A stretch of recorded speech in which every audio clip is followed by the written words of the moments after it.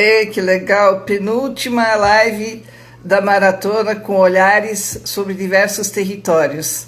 Filipe, o número um de novo. Poxa, que legal! Tô gostando de ver esse ânimo todo. Mandar até um aceno para ele.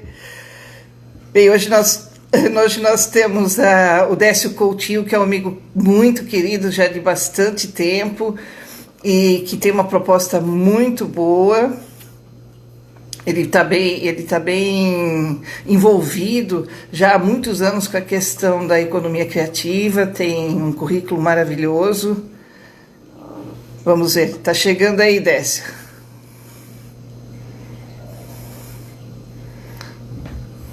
Só um minutinho, gente. E o Décio fez uma proposta da gente, à medida que vocês tiverem algum questionamento, vão colocando aí que a gente vai colocando para ele, tá? Chegou. Vamos lá.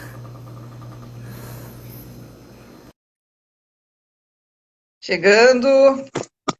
Oh, mas esses meus gatos aqui, vou te contar. Olá, tudo bem? Penúltima live da maratona. Tudo bem contigo, amigo? Tudo bom, e você, como é que tá? Olha, tá tudo ótimo. Sabe o que eu estava pensando hoje? Que a gente nunca se encontrou tanto como ultimamente no mundo virtual, não é mesmo? Estamos hiperconectados, né? Pois é, tá vendo? Tem umas coisas boas, umas vantagens dessa leva toda, né? Com Como é que certeza. tá o tempo aí em Goiás? Tá gostoso? Tá lindo, tá um pôr do sol aqui, tá até vendo aqui, tá maravilhoso, viu? Tá Não, gostosinho, não tá muito quente, essa época agora, comecinho de maio dá uma esfriadinha e começa a secar, né? O tempo agora ainda não tá muito seco, mas agora de maio para frente começa a secar. E aí aquele famoso clima aqui de Goiânia, né? Muito seco, muita poeira, né? Quem tem problema respiratório aqui sofre um pouquinho. Mas isso é mais para agosto, julho, agosto. aqui também está bastante seco. Eu tenho problema respiratório, chega nessa época é terrível com a rinite, sabe? Mas só que hoje esfriou, tá aquela chuvinha gostosa, boa para pegar o cobertor depois e o filminho. Olha, Tomar um até a vinhozinho, Teca. né? Tem uma fã nossa que sempre nos acompanha, a Teca, hoje está participando também, ó. Tá indo uma galera bem legal, né? É a boneca letrada, né? Boneca letrada. Meu amigo querido, é um prazer estar contigo hoje falando sobre cidades criativas. É um tema que você é super fera. Eu estou curiosa para ouvir essa explanação dos três pilares, né? Mas eu gostaria muito que você mesmo se apresentasse, porque o seu currículo, que nem o da Cainha, a gente precisa de pelo menos uma hora para poder descrever, né? Então, melhor você mesmo falar sobre a sua experiência. Não, tá bom. Bom, Elga, primeiro, né, antes de tudo, te agradecer aí pelo convite, super honrado, né, porque você escolheu um time aí de craques, né? Eu estava ouvindo o pessoal de Rondônia ontem e escutei também começou com o nosso grande Menta 90, né, o Marcelo Pimenta, que Aumenta. abriu com sua série com chave de ouro, né? O E mais um Pimenta é monte de gente ótimo, bacana. gosto muito. E amanhã Gosto não muito. percam, né, a Marina Simeão, que é fantástica, que é muito craque, vai falar de turismo criativo, né? É uma grande amiga também e Muito subsecretária de querida. Cultura e Turismo de Minas Gerais. Está fazendo um trabalho fantástico lá em Minas, né?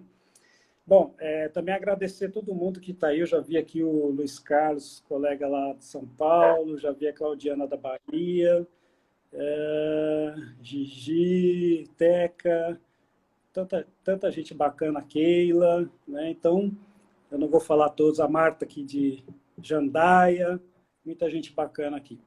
E a Ô, gente Teca, vai boneca, conversando aí. só um minutinho. O boneca letrada, o problema acho que tá contigo, porque ele tá aparecendo sim, tá? Dá uma olhada, Deixa tá? eu... Então tá bom. Desculpe, Tá, Décia, que ela disse que não estava te vendo, tá? ok.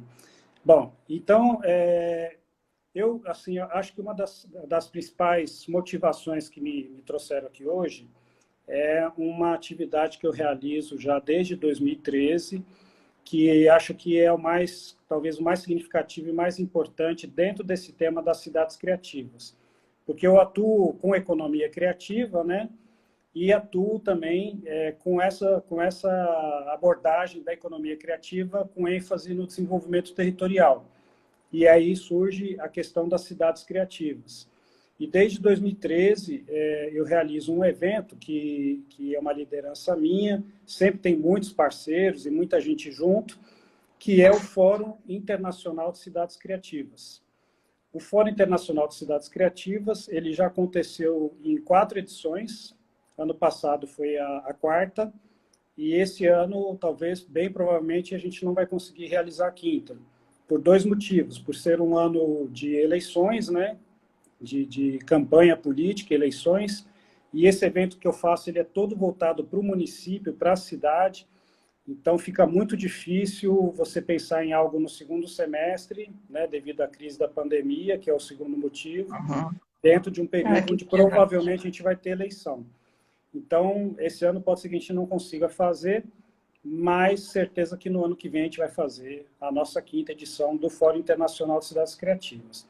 E esse Fórum Internacional, nós já trouxemos pessoas de vários países, já trouxemos o Jorge de Abu Dhabi, já trouxemos a Vitória do México, nós trouxemos... Vitória Contreira? Vitória Contreira, já trouxemos ela 2 vezes, trouxemos já pessoas de Portugal, pessoas da Espanha, né? O Jordi de Portugal, trouxemos várias pessoas, o Jordi da Espanha e várias pessoas de Portugal também, e da Argentina. Então, é um fórum que ele é muito potente e ele tem uma característica que eu acho que talvez seja única no Brasil. A gente só faz esse fórum em pequenas cidades.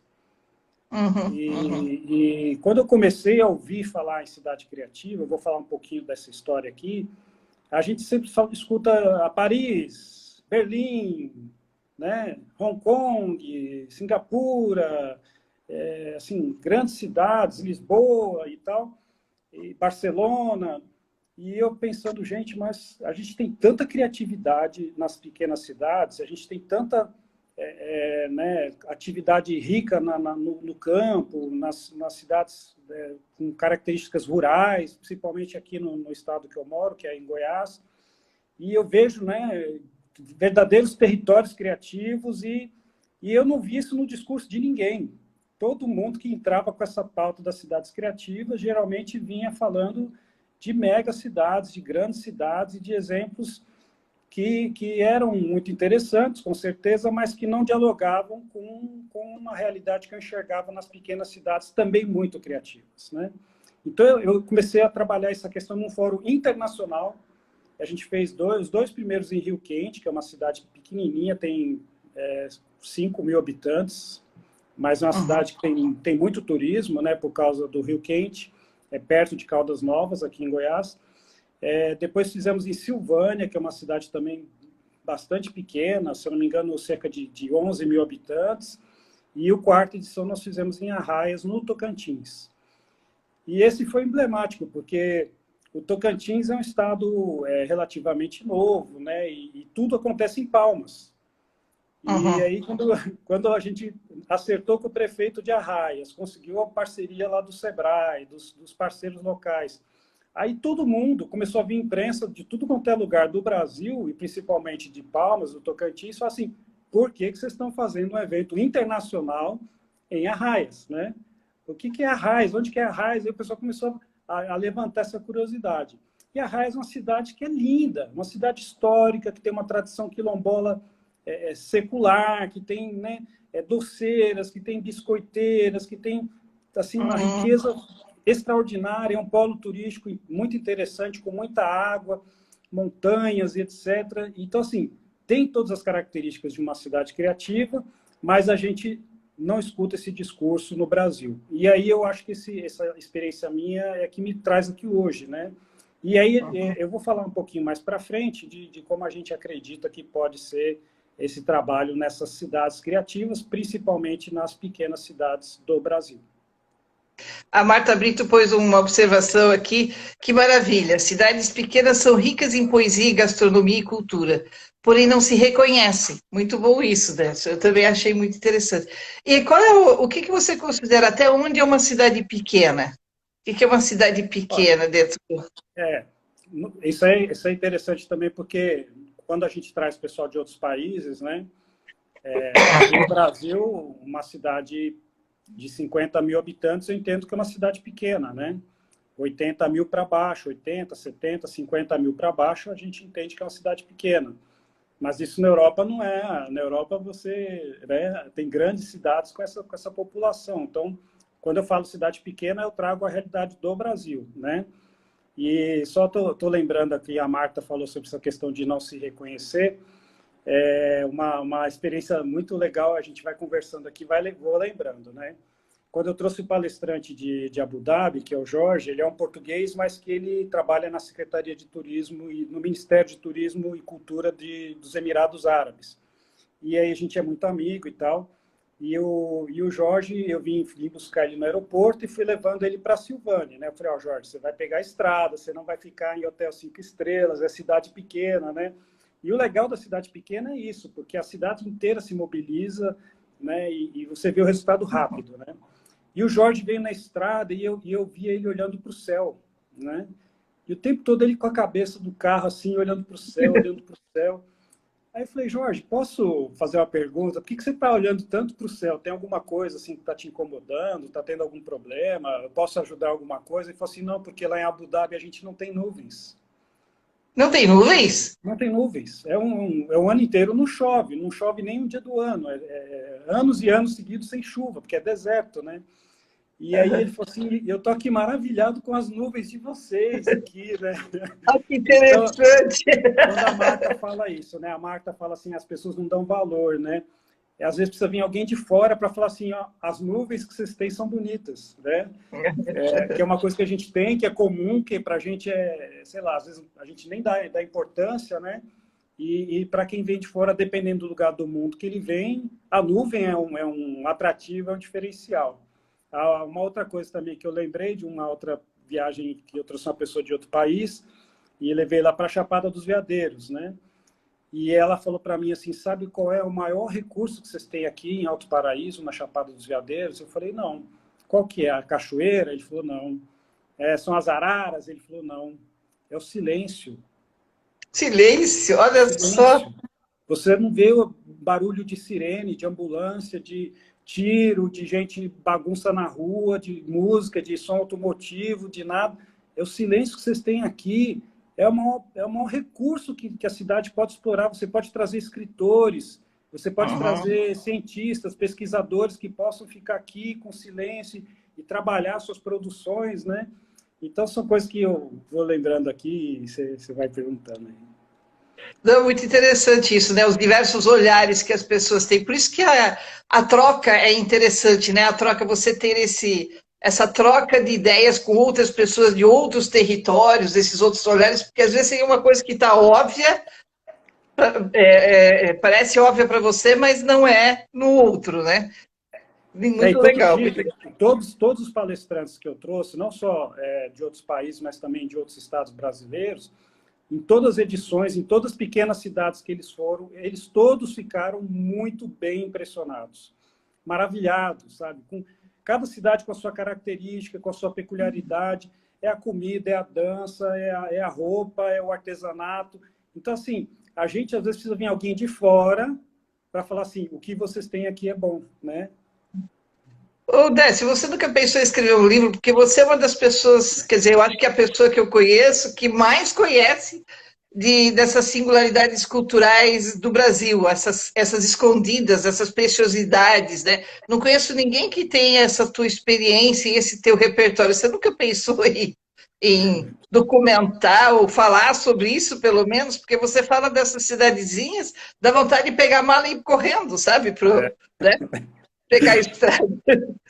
Não, muita gente já me perguntou isso. Eu não tenho muita vontade de escrever, mas eu gostaria de registrar, talvez falando, ou alguma coisa assim, né? Ou pensar alguma forma de contar essas histórias. Eu também sou muito ruim de memória, sabe, Elga?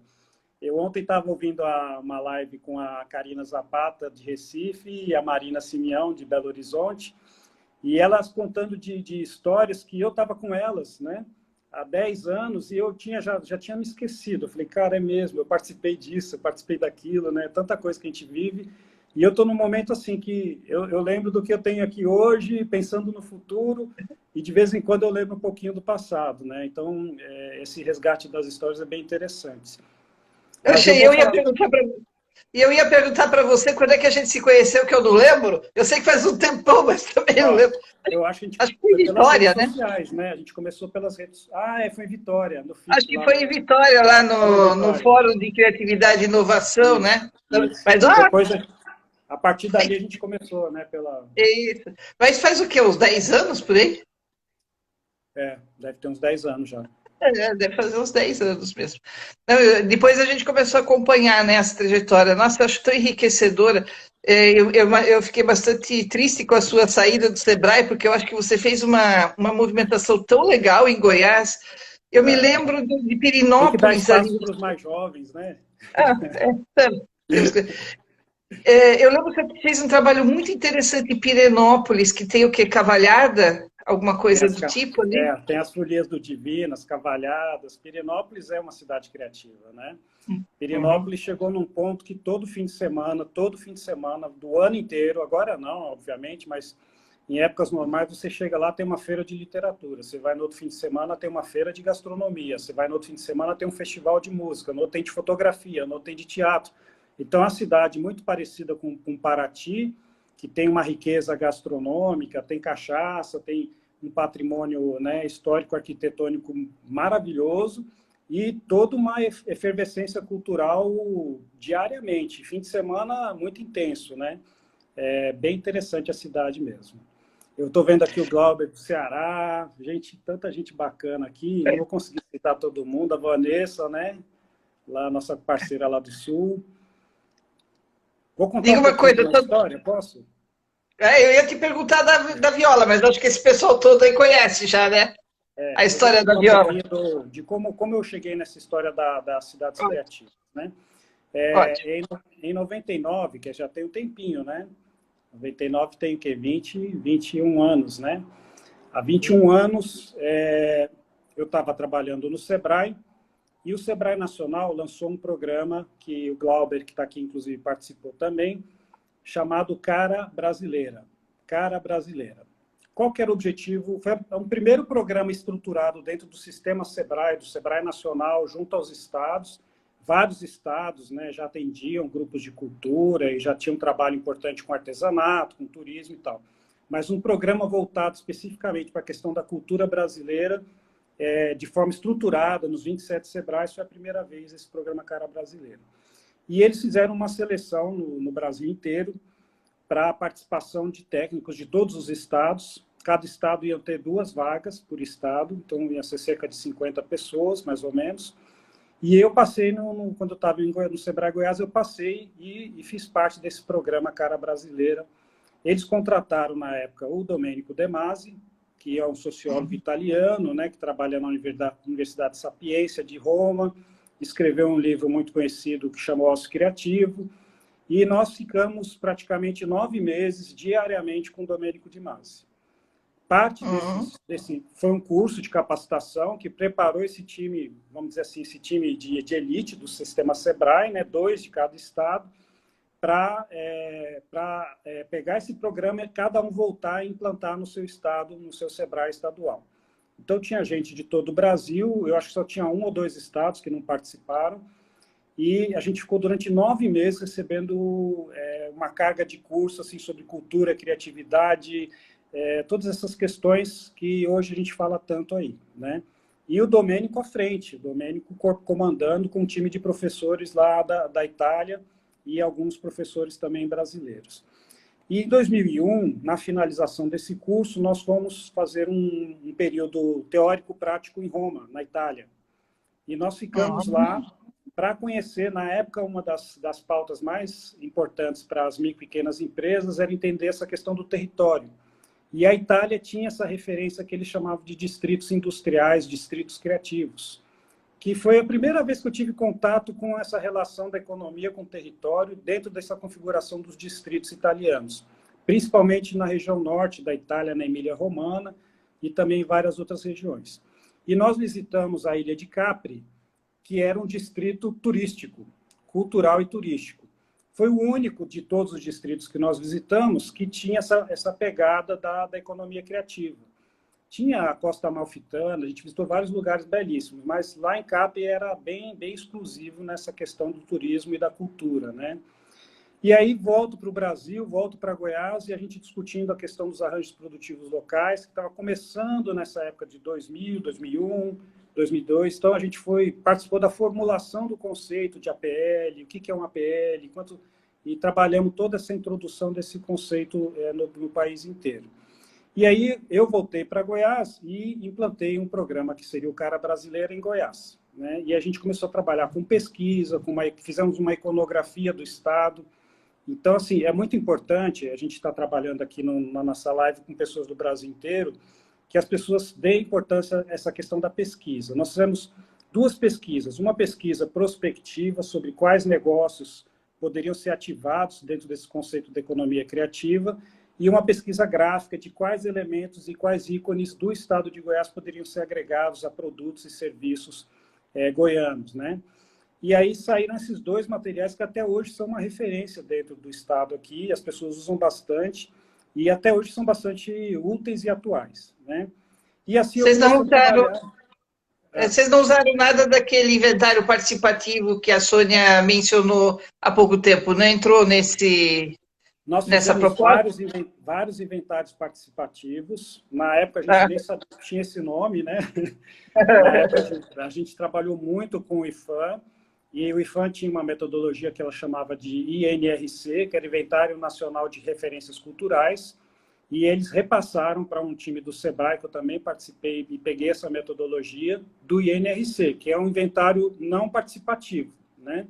Onde você vai com uma visão de antropólogo, de arquiteto, etc., e você faz um mapeamento de uma festa, um mapeamento de um patrimônio material e imaterial de uma localidade. Agora, como a gente não tinha muito recurso em Goiás, a gente fazia ele de forma participativa.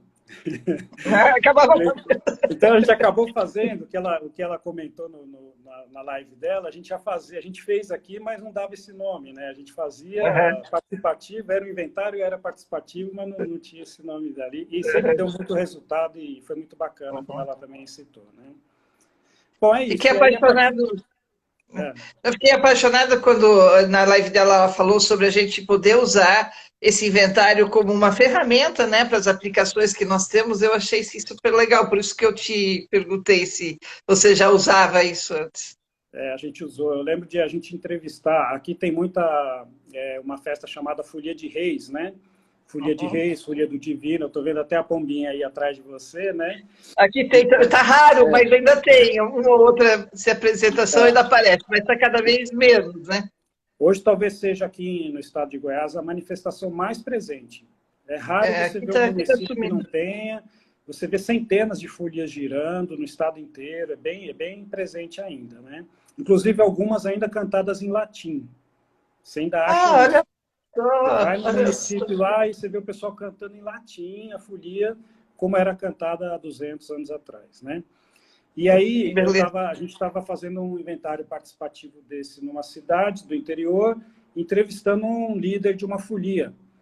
E a gente falando, não, porque o senhor é um artista, o senhor é um agente cultural. E ele disse, não, eu sou o cantador da folia, eu faço o refrão, eu só dou aquela desafinada no refrão. A gente, não, mas isso é importante, isso faz... Às vezes o próprio artista, né, principalmente o artista popular, ele não se enxergava como parte de um patrimônio cultural, de uma cadeia, né, cultural de um município. E a gente percebia isso muito nas pessoas mais simples, que não tinham a visão, ele mesmo tinha a visão do tanto que ele era importante, que ele é importante para o desenvolvimento de uma cidade, de uma comunidade, de uma sociedade, né? Eu acho muito interessante isso. E assim, dói quando a gente topa, né? Eu tenho umas histórias também que a gente encontrou uma pessoa com um valor cultural imenso, com uma bagagem imensa. Ela falou, não, mas isso aí eu aprendi do meu pai, o pessoal não dá valor, sabe? Assim, e você vê aquilo lá, assim, brilha os olhos da gente quando encontra, né? Mas Vamos Vamos trabalhando, lá. né? Quem sabe a gente consegue um dia mapear e conscientizar esse valor todo, né? Mas isso é um dos desafios que a gente tem quando trabalha a cidade criativa, de envolver a comunidade, né? E de conseguir comunicar com essa comunidade a importância que elas têm, que essas pessoas têm, né? Que são verdadeiros mestres, são enciclopédias vivas, né? São líderes, são pessoas que mobilizam. A questão da família ainda é muito presente no interior, né? Então, um líder de uma família, ele mobiliza várias famílias, né? Do filho, do neto, do primo, do irmão, não sei o quê. Então, assim, são pessoas que são muito importantes dentro da dinâmica social de um município, dentro de uma proposta de cidade criativa, e que você precisa empoderar essa pessoa para que ela possa, né, tomar posse e ter essa autonomia, esse protagonismo. E a gente percebe muitas pessoas que foram transformadas a partir desse momento, né? Onde a gente tem, por exemplo, em Alto Paraíso, no distrito do Moinho, tem uma parteira que chama Dona Flor. E a Dona Flor, ela hoje já não faz mais parte, porque ela já está bem de idade, né? Mas a Dona Flor, ela é a líder, grande líder daquela cidade, daquele lugar. Todo mundo que nasceu lá, nasceu nas mãos dela, né? E ela é Uhum. muito humilde, muito simples, e assim, aí nós começamos a fazer homenagens a ela, né? Veio, o pessoal fez um documentário, falou, ó, tem que registrar a Dona Flor, tem que, né, mostrar para todo mundo a importância dessa cultura, né, da parteira, da raizeira, da benzedeira. São pessoas que estão muito presentes ainda no Brasil profundo, que fazem uma diferença imensa, né, que tem uma singularidade única, que poderia, né, ser a atenção do mundo inteiro, e não se percebe como tal. Então, uma das coisas mais importantes que a gente pode fazer é registrar, né, é filmar, é documentar, entrevistar, para que esse saber da Dona Flor possa ser depois, de alguma forma, replicado e mostrado em outras cidades, em outros lugares também, e para as próprias pessoas da cidade, mostrando a importância desses grandes mestres, né? Eu sempre gosto muito de homenagear as pessoas, uma homenagem simples, a gente imprime um diploma, uma coisa, chama a pessoa, faz uma homenagem na frente da comunidade, isso é muito importante, né? A pessoa às vezes ganha um ânimo novo e volta a produzir, né? E assim, a própria comunidade também se mobiliza, é uma coisa muito importante mesmo, né? A gente ouve muito eles falando assim: ah, não, isso não é nada, eu não tenho estudo. Eu falei, não tenho estudo, mas você tem uma experiência, né? Uma bagagem, com tudo isso que você ajuda a comunidade, principalmente as benzedeiras. Eu adoro benzedeiras, né?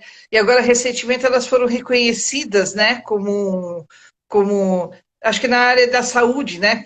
Que o benzimento realmente tem algo a ver dá o bem-estar, dá conforto espiritual e tudo mais. As benzedeiras, eu acho assim, é, uma coisa encantadora, porque cada uma tem o seu jeito, né? Com a folhinha de arruda, com a tinta, com a folhinha do louro, cada uma tem um Já jeito existem algumas, diferente. algumas iniciativas, né, onde essas pessoas estão sendo incluídas no sistema de saúde, estão sendo É, reconhecidas, né, e inclusive sendo remuneradas por isso, porque um dos grandes desafios que a gente tem é remunerar esses mestres, né, remunerar essas pessoas.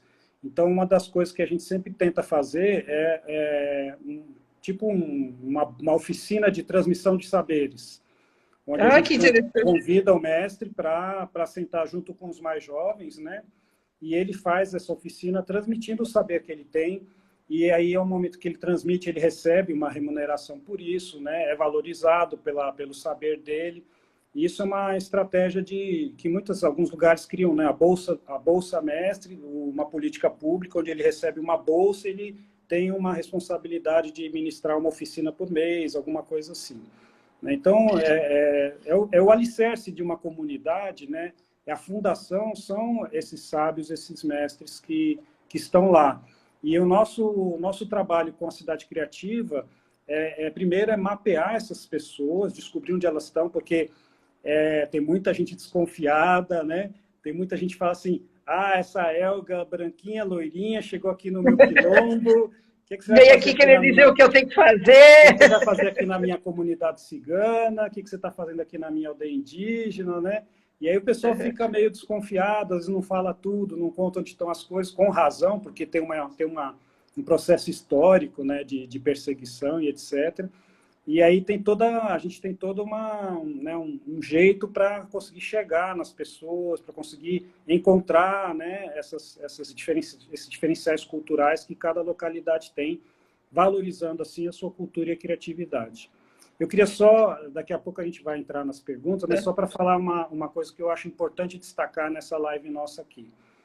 Existe um movimento muito grande, muito poderoso no mundo inteiro, se falando de smart cities, que são as cidades inteligentes, né? E aí tem vários outros conceitos, entre eles o das cidades criativas, que é o conceito que eu trabalho, né? Eu queria deixar bem claro que a Smart City, quando ela vem só com uma pegada de tecnologia, eu acho que ela não funciona. E existe por trás desse conceito da Smart City, não é todo lugar, não é todo projeto, mas existem muitos projetos, muitas iniciativas de Smart Cities que é simplesmente uma embalagem para se vender radar, para se vender sensor, para se vender lâmpada de LED, para se vender coisa para multar carro, e aí chama isso de Smart City, que é só equipamento e tecnologia, e existem outros projetos que consideram o ser humano, né? Mas eu queria chamar a atenção que se os projetos Smart City não tiver o centro no homem, na humanidade, no ser humano, eu fico muito desconfiado com esse tipo de projetos. E tem essa onda pegando no mundo inteiro, né? Porque existem multinacionais atrás disso vendendo uma série de produtos e serviços. Então a gente tem que ter muito cuidado. Eu sempre alerto muito, e não poderia te fazer isso agora, para a gente pensar e ouvir e conhecer as propostas que a gente conhece quando é voltado para uma cidade, se ela não tiver uma pegada muito voltada para o ser humano, para as pessoas, desconfie, porque pode ser cilada, né? A gente viu isso por aqui também, Décio, assim, Smart City, a cidade que tem tomada para carro em 2030, sabe? Tem tomada para carro em 2030, mas não tem internet na periferia para ter aula à distância, sabe? Então, pelo que a gente conhece, a Smart City é a cidade que se conecta entre as pessoas e se resolve os seus problemas. Isso é uma cidade inteligente, né? A cidade que consegue juntar todos os atores do setor privado, público, sociedade civil, criativos, e ir resolvendo problemas, né? Esse é o conceito também que eu defendo. E o pior é que aí, quando a gente fala em tecnologia, já tira a gente da lista, sabe? Você vê, por exemplo, o Rio de Janeiro tem lá um quartel-general com 200 telas de TV monitorando o trânsito da cidade inteira, né? E aí você tem um acidente no túnel e a cidade trava. Então, que raio de cidade inteligente é essa que tem um QG com um monte de software, sensores, vídeos, câmeras, mas se bater um carro, a cidade inteira trava. Então, é complicado, né? Então, eu participo de uma rede brasileira que chama Rede Brasileira de Cidades Inteligentes e Humanas. Aí ele entra com o conceito da Smart City mais focada no ser humano, né? Aí sim. Mas se for só esse negócio de tecnologia, eu fico bastante desconfiado.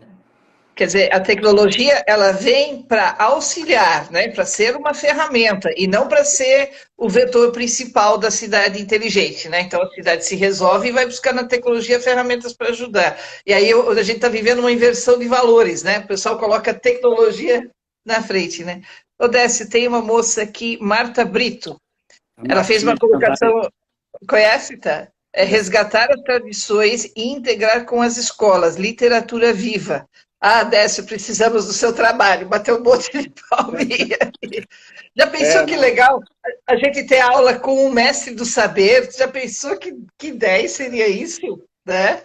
A Marta faz um trabalho fantástico em Jandaia, que é uma dessas cidades que todo mundo deveria conhecer, porque você chega lá, assim, você vai chegando na cidade, é uma serra linda, a rodovia que não é muito comum aqui em Goiás, porque é tudo muito plano, né? E aí você vê a cidade, assim, até a temperatura parece que fica mais fresquinha, a cidade muito verde, muito agradável, e a Marta faz um trabalho lá na área do turismo, do meio ambiente, sensacional. As escolas são uma das, se não a principal estratégia, uma das principais estratégias criativas. A primeira coisa que eu faço, assim, chamo os professores. Nós vamos falar sobre, vai ter uma palestra do 10 sobre cidade criativa. Eu falei, olha, por favor, eu queria que vocês desse um jeito de chamar os professores da cidade para a gente conversar. Porque a escola, o professor, é um meio de transformação super potente em qualquer território, né? E muita gente não percebe isso. Como eu já trabalho com turismo e cultura há muitos anos, eu tenho muita experiência nessa área, modéstia à parte, e eu fiz um trabalho em Formosa, que é perto de Brasília, e a gente criou um projeto chamado Turismo na Escola, e nós Que descobrimos... interessante. E lá tem uma cachoeira, Elga, de 168 metros, que é chamado Salto do Itiquira. É uma cachoeira linda. Imagina 168 metros de queda, né? Dentro de um parque municipal, dentro da cidade. E a gente descobriu que 90% dos professores de Formosa, de escolas públicas e privadas, nunca tinha ido lá. Olha E só. como que você é professor de uma criança, de um jovem, e não conhece o principal atrativo turístico da sua cidade? Como é que você vai O falar Carlos, bem da cidade, né? Como é que você vai defender a cidade, né? E aí nós levamos eles lá, descobrimos que eles não iam porque tinha uma taxa, conversamos com o pessoal, isentou a taxa para quem apresentasse a conta de energia da cidade e viabilizou a ida dos professores, dos alunos, de todo mundo mais. Então, existia um problema de pagar R$ 10, que para a gente pode parecer pouco, mas que numa cidade pequena e para um professor isso às vezes é um almoço, aperta, né? E a gente conseguiu quebrar esse problema do valor e entendemos que realmente era isso que impedia eles de irem. E hoje eles dão aula lá no Salto do Itiquira, né? o Carlos do Vale do Ribeira também fez essa mesma colocação, que o próprio Vale, os próprios professores não se conheciam. Aí eles também fizeram um trabalho muito interessante ali de transversalização, né, dos espaços, e isso abriu esse olhar. Quer dizer, ele mesmo disse que ele cresceu ali, foi estudar fora, voltou e não conhecia uma boa parte do que tinha na própria terra dele, né? Que só depois, quando ele foi atuar na área cultural, é que ele passou a conhecer. É interessante isso, né? Parece que a gente tem uma raiz só no lugar e os rizomas não estão se espalhando no nosso território.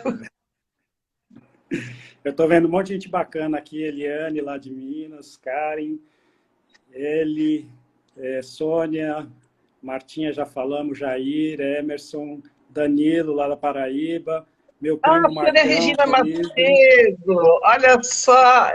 Carolina, de Brasília, o Neto do Maranhão, tá todo mundo aqui, Isabel, querida, outro dia esqueci de É uma delícia agradecer fazer ela, live.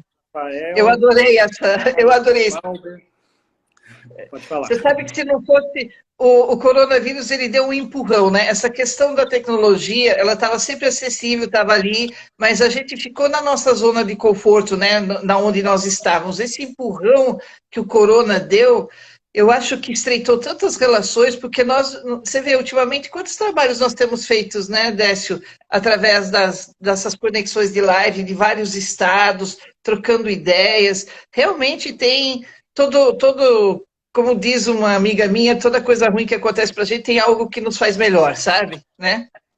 Eu tenho criado vínculos muito fortes com pessoas que eu conhecia, conversava, mas que agora a gente está mais próximo por essa facilidade que está tendo da internet, das lives e também pelo tempo que a gente está tendo um pouco mais livre, né? Então, uma das grandes oportunidades que a gente vai ter a partir de agora é de fazer coproduções, coprojetos, né? Sim, Colaborações verdade. com pessoas de outros estados e de outros países, Verdade, né? Eu verdade. estava aqui há 5 minutos antes de entrar na nossa live com uma conversa com a Cainha de São Paulo, né? Um outro colega da Argentina, o outro na Espanha e o outro no México. Então, eram 4 países conversando, E uma coisa que conversando. geralmente tem que viajar, pegar um avião, etc., né? E acaba não dando certo. A gente É tem que muito entrar nas legal. 3 agendas daqui a pouco, né? Então, olha, já nós temos 20 minutos para você falar das suas 3 agendas. Ok. Diga, meu amigo, a bola é toda Então, sua. Então, a cidade criativa, ela surge, né, em 1980 com Charles Landry, que é um inglês, onde ele cria esse conceito da cidade criativa. E, resumindo, né, muita gente me pergunta o que é uma cidade criativa. É uma cidade onde tem a criatividade e a cultura como principal eixo de desenvolvimento do território. Eu tenho uma luta já de décadas, né, para falar para todo mundo, gestores, políticos, líderes, da importância da cultura e da criatividade. E eles sempre falam, não, é o agronegócio, não, é a indústria, não, é o turismo, é o comércio, né? Cada um tem um eixo que ele entende que é o principal eixo da cidade dele. A cidade criativa, ela tem esses eixos também. Não é que ela não investe nessas outras áreas, né? Mas o eixo da economia criativa, da cultura, da criatividade, é o principal eixo de desenvolvimento daquele território. Então, a cidade que adota isso no seu modelo de gestão, e aí a gente tem, né, Jacareí, em São Paulo, nós temos Santa Rita do Sapucaí, em Minas Gerais, nós temos Guaramiranga, no Ceará, que faz o festival de jazz, Nova Olinda, também no Ceará, que tem a Fundação Casa Grande, tem várias cidades que a gente vê aqui, Pirenópolis, em Goiás, tem Olhos d'Água, aqui em Goiás também, que é um distrito, São Jorge, na região da Chapada também, que são territórios criativos, onde você percebe que o principal eixo de trabalho naquela cidade, desenvolvimento daquela cidade, é a cultura e a criatividade. Existem pesquisas, Elga, que mostram, né? Tem uma pesquisa muito interessante que entrevistou os grupos de economia criativa, grupos de dança, de teatro, audiovisual, games, e perguntou para esses grupos, os grupos que têm mais de 20 anos de sobrevivência no mercado. E essa pesquisa foi feita na Europa em 2017. Ela perguntou para esses grupos que estavam vivos, né, que estavam vivos há mais de 20 anos, como que vocês conseguiram sobreviver, né, fazendo arte, cultura, criatividade, na economia criativa por 20 anos ininterruptos. E aí esses grupos falaram assim, um monte de coisa, né, várias respostas diferentes, mas tinha uma coisa que era comum em todos os grupos. Eles conseguiram fazer o que eles chamam de spin-offs. Eles conseguiram transbordar. Spin-offs. Eles conseguiram transbordar, sair da caixinha e criar conexões com setores que aparentemente seriam desconexos. E aí ele faz cultura, ele faz criatividade, mas ele está trabalhando em parceria com a saúde, em parceria com a educação, em parceria com a segurança pública, em parceria. Então, esses grupos que conseguiram sobreviver, todos eles tiveram esse movimento de criar inter-relações e intra-relações com outros setores que não são setores essencialmente criativos, nem essencialmente da cultura. Vou trazer um exemplo aqui que todo mundo vai cair a ficha rapidinho. Doutores da Alegria. É um grupo de clowns, maravilhoso, de palhaços, que trabalha, Doutores da Alegria, trabalha com o quê? Hospitais, né? Então, é o clown e a saúde. E esse é um grupo que está, né, há mais de 20 anos vivo. O Wellington Nogueira, que é um dos líderes, né, ele conta essas histórias incríveis e é um caso que mostra essa questão do transbordamento. Ok. E aí, perguntaram para esses grupos, então, uma segunda pergunta. Ok, então vocês transbordaram, vocês fizeram os spin-offs. Quais foram os mecanismos que vocês usaram para fazer isso? E aí, todos os grupos responderam um monte de coisas diferentes, só que 3 respostas, 3 bateram em todos os grupos que era a mesma. Eles transbordaram através de redes de pessoas, né? Coletivos, associações, cooperativas, redes. O segundo, espaços, e aí entra a cidade criativa, galpões, centro cultural, praça, rua, ginásio, igreja, espaços, então redes, espaços, e o terceiro foram crises, como a que a gente está vivendo hoje aqui. Surgiu uma crise e levou eles a transbordar, né? Eles se encontravam no mesmo espaço com outras pessoas e esse encontro no espaço levou eles a transbordar.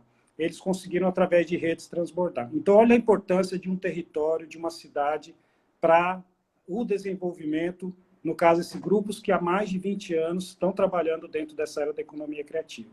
E aí a cidade criativa ganha muita importância. E eu tenho uma sugestão de 3 agendas para a gente trabalhar um território criativo. 3 frentes de trabalho, né? Todas juntas, consecutivas, às vezes alternadas, mas 3 frentes de trabalho que seriam as pessoas.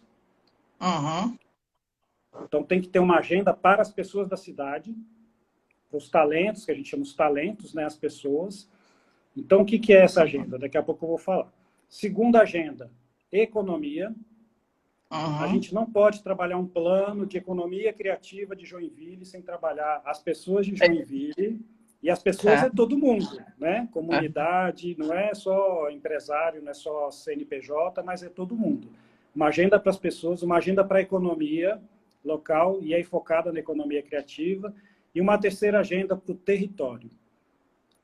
E aí entra toda essa parte do design urbano, da limpeza, da mobilidade, coleta de lixo. Então, assim, é muito difícil você criar, ser criativo se você não tem um ambiente favorável para isso, se você não tem um espaço para se encontrar, né? Se você não tem uma rede para se conectar, que são as pessoas, e não tem uma economia. E eu vejo muitos projetos de cidades onde eles trabalham a economia, né? Que é o primeiro, vamos trabalhar os empresários, a economia, porque sempre vem a pegada do dinheiro, né? Ok, economia é importante, mas se você não trabalhar a capacitação das pessoas, a valorização das pessoas, os encontros das pessoas, não adianta você ter uma economia forte com um colaborador insatisfeito, que tem uma qualidade de vida péssima, que odeia a cidade que ele vive, que está doido para mudar de lá, etc. Né? Não adianta você trabalhar a economia e trabalhar as pessoas se a cidade está toda destruída. Se você não tem então, coleta de lixo... As pessoas são o principal ativo da cidade, né? O principal ativo. E aí tem as pessoas, a economia e a cidade. Tá? Existem outras teorias que trabalham as 5 camadas da cidade. Então, o subsolo, o solo e as nuvens, que é a internet das coisas, que é banda larga, etc. Então, essas camadas do subsolo, solo, que a Rede de Cidades Brasileiras trabalha, ela entraria dentro da agenda de território. Então, a agenda de território vai trabalhar essa questão da cidade, do subsolo, do solo, né, da questão... Isso aí entra entre as questões de sustentabilidade ambiental? Aí você coloca nessa parte do... Não, a sustentabilidade entre todos, né? Ela entra nas empresas, ela entra no território... Não, Ambiental, porque as empresas têm que trabalhar também esse conceito da sustentabilidade e as pessoas na sua própria casa, no seu dia a dia, né? Não jogar lixo no chão, né? Trabalhar, então, consumo de água, lavar carro. Então, isso vai das pessoas para a economia e para o território. Então, essas seriam a finalização da nossa live, são essas 3 agendas que a gente tem que trabalhar. Território, pessoas e economia. Pessoas, retenção de talentos. Retenção de talentos. Você conhece alguém, Joinville, ou Elga, que mudou da cidade porque era um grande artista e não tinha como trabalhar aí na cidade? Vários. Nós estamos lendo o Mendes Vigas, por exemplo, que trabalha com videomapping. Ele é feríssima, já foi premiado em várias cidades. Ele saiu porque ele não tinha essa possibilidade, essa valorização. O Leandro também mora onde hoje? Hoje ele está em São Paulo. São Paulo. Você acha que o Leandro gostaria de morar em Joinville? Não sei. Provavelmente não sei. Sim, né? Provavelmente sim. Mas nós temos músicos, vários músicos também que já mudaram da cidade, artistas plásticos também, né? Porque a cidade não deu condição para esse desenvolvimento, né? Então, assim, nós temos aqui em Goiás violinistas que tocam na Filarmônica de Berlim. Nós temos artistas que estão em Nova York. E aí tem também, com certeza, né?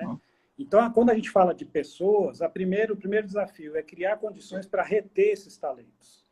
Para que essas pessoas incríveis, esses dançarinos, esses criativos, esses designers, esses videomakers aí, não saiam da nossa cidade. O primeiro passo é isso, é criar um ambiente, uma condição para que ele possa ficar na cidade. Segundo passo, além de reter, atrair talentos de fora.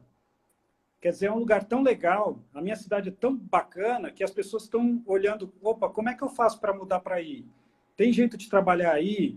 Arruma um negócio para mim, porque você vê que aquela cidade está numa efervescência, numa ebulição, que está num espaço que ele não tem na cidade dele. Então, além de reter talentos, a gente atrai talentos. E toda uma agenda de capacitação para as pessoas, para os artistas, para os empresários, para as pessoas que trabalham, que estão em casa, em todo um processo voltado, uma agenda voltada para as pessoas. A economia, mesma forma, uma agenda voltada para a economia criativa, trabalhando todas as ferramentas de economia criativa, apoiando a questão de gestão financeira, de marketing, de uma série de questões que são importantes para a economia criativa e que às vezes faltam nessa agenda aí. Também integração entre os diferentes negócios, questão territorial, bairros criativos, ruas criativas, galpões criativos, espaços, né, como feiras livres, espaços de mercado, de encontro, de troca, de venda. Então, você começa a fazer um trabalho com a economia, também com uma agenda, em paralelo a essa agenda das pessoas, uma agenda para a economia. E uma terceira agenda voltada para o território, né? E aí toda a questão voltada para a cidade mesmo. O que você Mas achou? sabe, não, eu adorei. Eu só fiquei pensando, o que me trouxe para Joinville, que há 18 anos atrás tinha um movimento artístico bastante forte, tá? Aí eu larguei tudo em São Paulo, carreira, indústria, tudo que eu sempre quis, né? Larguei e falei, tá na hora de fazer o que eu quero. Larguei tudo e vim para cá. E realmente peguei uma época super efervescente, fiz parte do desenvolvimento do Sistema Municipal de Cultura, um monte de coisa. Aí, de repente, puf, mudanças, falta de políticas públicas, a coisa caiu, entende? Então, assim, como é que a gente consegue? Esses trabalhos são todos trabalhos que a gente precisa de mais tempo, eles não acontecem em curtos espaços de tempo, né? Como é que a gente pode estar brigando para que a gente tenha essas políticas públicas, consiga fazer com que essas ações sejam ações de Estado e não de governo, sabe? Porque isso, você vê, a gente teve isso com o Ministério da Cultura também, né? Tudo que a gente está vivendo hoje. Então, quanto capital intelectual não foi investido há 18 anos, quando eu vim para cá, que hoje não Se temos perdeu. mais, sabe? Eu já vi isso acontecer muito, Elga. Eu tenho algumas sugestões, né? Não tenho a Uhum. resposta absoluta, porque cada lugar, É cada diferente. ambiência é diferente. Então, o que serve num lugar não serve no outro. Queria mandar um abraço aqui para todo mundo.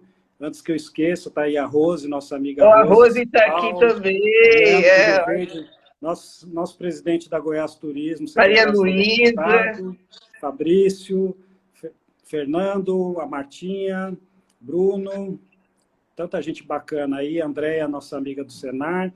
Então, assim, qual que é um instrumento, um mecanismo para assegurar a continuidade desse tipo de movimento? Porque é muito desgastante, né? Você junta um time legal, faz um puta trabalho, e aí quando o trabalho está pronto, maduro, porque ele leva um tempo, puf, vira fumaça.